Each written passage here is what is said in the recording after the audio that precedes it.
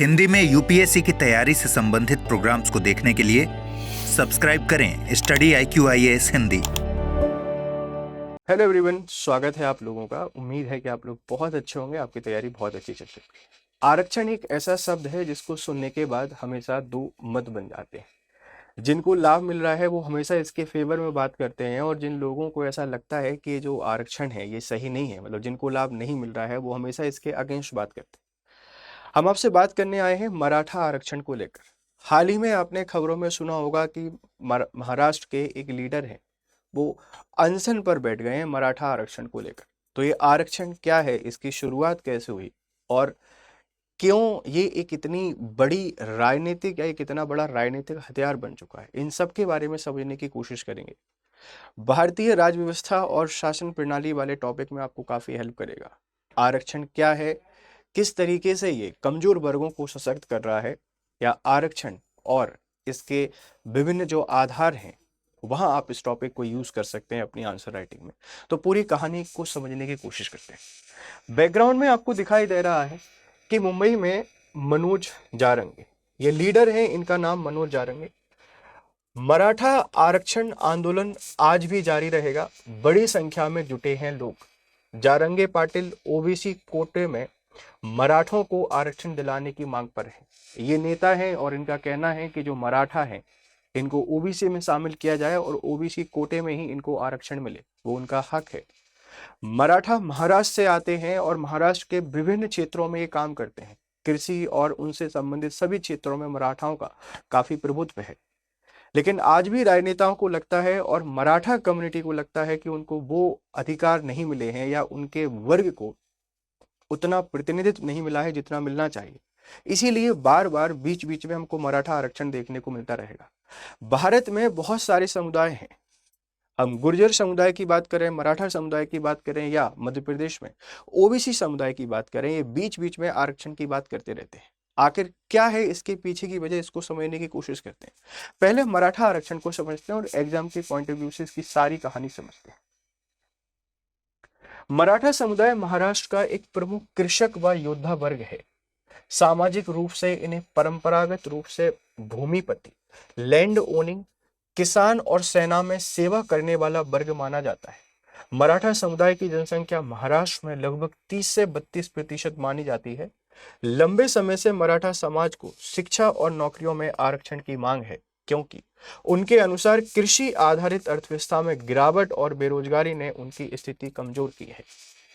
Maratha community की बात करें तो ये 30 से 32% है पूरे महाराष्ट्र की कम्युनिटी की।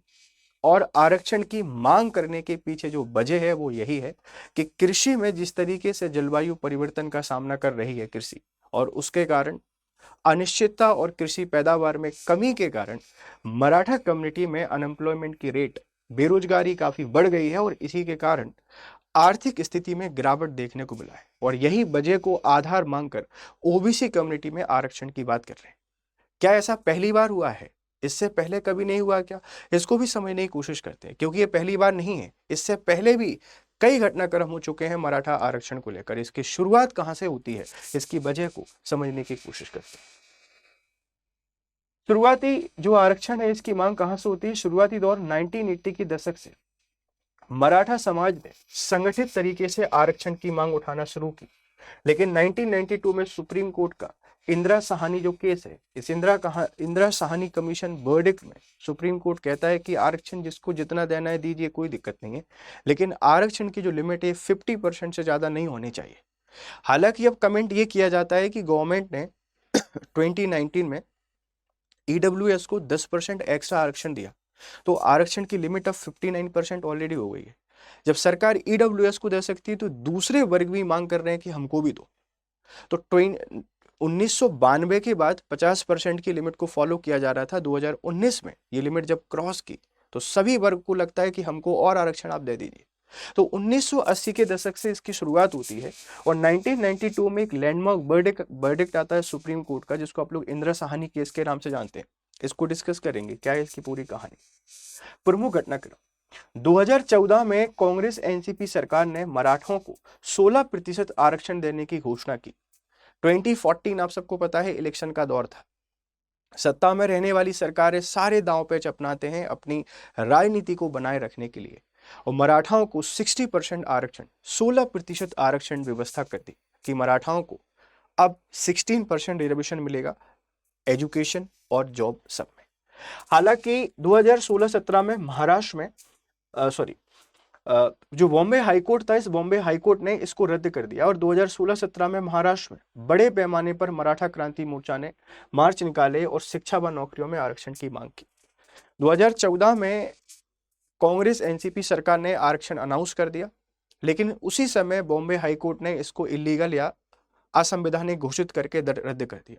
2016-17 में फिर से इस आंदोलन की मांग प्रबल होती है और 2018 में देवेंद्र फडणवीस सरकार, बीजेपी की सरकार के द्वारा महाराष्ट्र विधानसभा ने सर्वसम्मति से बिल पास करके मराठों को SC-BC, socially and educationally backward class घोषित कर दिया कि मराठाओं को ओबीसी में आरक्षण नहीं मिल पा रहा है तो एससी-बीसी अनाउंस कर दो, socially and educational backward classes. अब ये एक आरक्षण देने का आधार उन्होंने नया बना दिया कि हम ओबीसी को नहीं दे रहे हैं, हम तो उन लोगों को आरक्षण दे रहे हैं जो सोशली और एजुकेशनली, सामाजिक और शैक्षणिक रूप से पिछड़े हैं, और इसी को आधार बनाते हुए उन्हें शिक्षा और नौकरियों में 16% आरक्षण दे दिया। हालांकि 2019 में बॉम्बे हाईकोर्ट ने आरक्षण बरकरार रखा, लेकिन प्रतिशत को घटाकर 12% शिक्षा और 13% नौकरी कर दिया, कि 16 से घटाकर इसको 12 और 13% कर दिया। 2021 supreme court judgment, supreme court ने कहा कि 50% की सीमा इंदिरा साहनी 1992 से अधिक नहीं दिया जा सकता। मराठा समाज को अत्यंत पिछड़ा नहीं माना जा सकता, इसीलिए एससी-बीसी आरक्षण अवैध घोषित कर दिया। सरकार ने जो दिमाग लगाया उस दिमाग को 2021 में सुप्रीम कोर्ट के द्वारा कैंसिल कर दिया गया कि ना तो मराठाओं की स्थिति इतनी कमजोर है कि सामाजिक और शैक्षणिक पिछड़ा माना जाए, और ना ही आप उस लिमिट को क्रॉस कर सकते जो 1992 में सेट की थी। पहले 50% थी, अब वो 60% हो गया। तो 2021 में इसको अवैध घोषित कर दिया। अब दोबारा महाराष्ट्र में मराठा आरक्षण की मांग उठ रही है। एकनाथ शिंदे का कहना है कि हम आरक्षण देंगे तो ओबीसी वर्ग के हितों का नुकसान नहीं होगा। एक समय लगता था कि व्यवस्थाएं जब बदलेंगी तो आरक्षण को जाति आधारित ना करके सिर्फ और सिर्फ किया जाएगा आर्थिक आधार पर, लेकिन ये जो आरक्षण की व्यवस्था है वर्तमान समय में एक बहुत बड़ी राजनीतिक हथियार बन चुका है, एक बहुत बड़ी राजनीतिक इकाई बन चुकी है। जिस वर्ग को भी आकर्षित करना है उसके लिए आरक्षण की मांग कर दो, कितने प्रतिशत आरक्षण देकर रहेंगे, और क्या यही एक समाधान है? क्योंकि आरक्षण के मतलब को समझने की जब हम कोशिश करते हैं तो उसका मतलब है कि सामाजिक और आर्थिक तौर पर पिछड़े लोगों को मेन स्ट्रीम में लाने के लिए इसकी शुरुआत की गई थी। क्या है आरक्षण का इतिहास, इसको भी समझने की कोशिश करते हैं। मराठा आरक्षण की शुरुआत कैसे कैसे हुई, आप इसको ध्यान रखिएगा।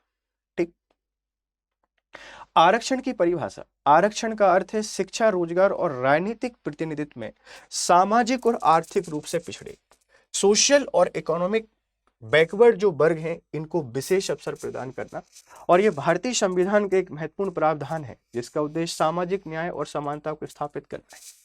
आरक्षण का मतलब एक राजनीतिक हथियार बनाना नहीं था।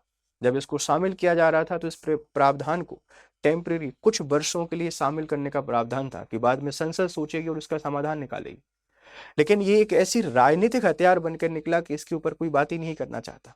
इसको कोई समाप्त करने की तो बहुत दूर की बात है, आर्थिक आधार पर करने की भी कोई बात नहीं करता है, क्योंकि जो भी इस पे बात करेगा वो फिर राजनीतिक हंसिए पे चढ़ जाएगा।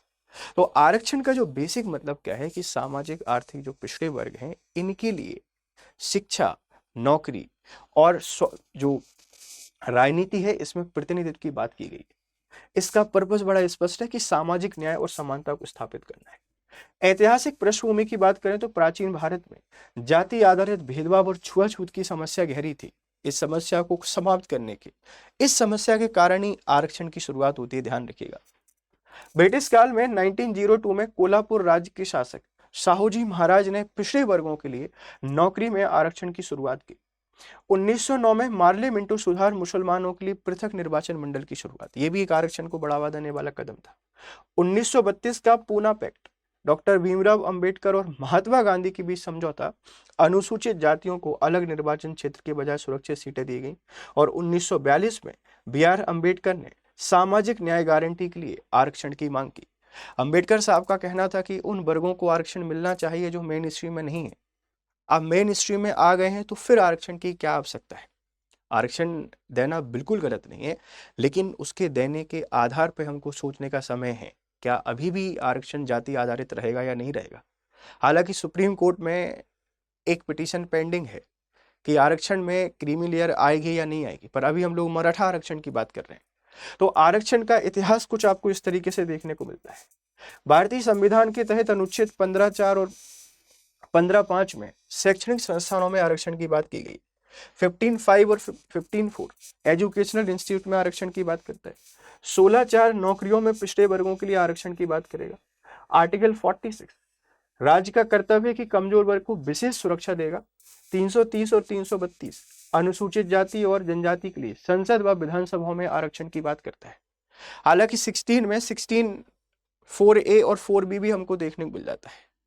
16(4)A और 16(4)B। 16(4)A reservation in promotion और 16(4)B आपसे कहता है कि रिजर्वेशन रूल्स को फॉलो नहीं करेंगे अगर बैकलॉग पदों को भर रहे हैं तो। जब आप लोग आर्टिकल 243D को पढ़ते हैं, वह पंचायतों में आरक्षण की बात की गई है। हर तरीके का आरक्षण यहाँ पर उपलब्ध है।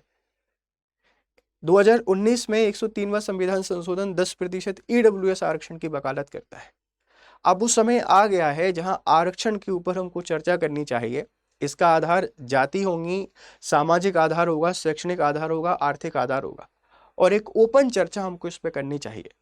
क्योंकि देखो, अगर सिर्फ और सिर्फ जाति आधारित आरक्षण रहेगा तो इस आरक्षण के उद्देश्य को हम लोग पूरा नहीं कर पा रहे हैं, जिसका पर्पस था कमजोर वर्गों को, जो पिछड़े हैं, उनको मेन स्ट्रीम में लेकर आना। जो पिछड़े हैं वो अभी भी पिछड़े रह गए हैं और जिनको लाभ मिला है वही उसके और लाभ ले रहे हैं। तो चर्चा का विषय है, आपको क्या लगता है ये आरक्षण व्यवस्था किस तरीके से होनी चाहिए? आपकी राय हमको जरूर दीजिएगा।